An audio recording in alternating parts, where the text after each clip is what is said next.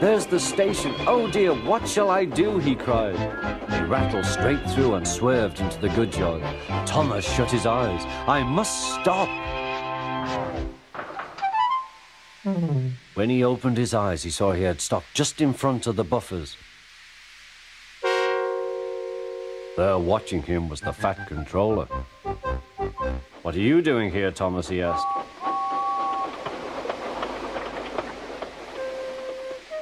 I brought Edward's trucks, Thomas answered.